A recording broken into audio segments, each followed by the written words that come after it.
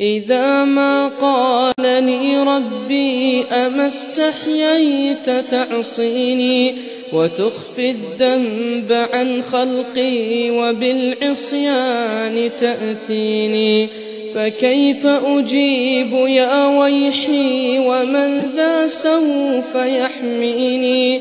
أسلي النفس بالآمال من حين إلى حين، وأنسى ما وراء الموت ماذا بعد تكفيني؟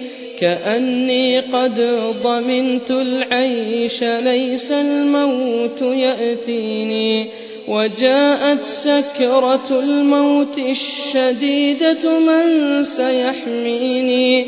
نظرت إلى الوجوه أليس منهم من سيفديني؟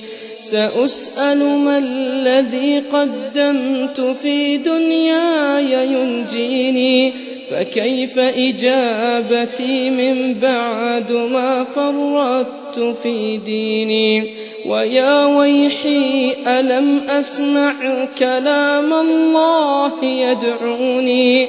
ألم أسمع لما قد جاء في قاف وياسين؟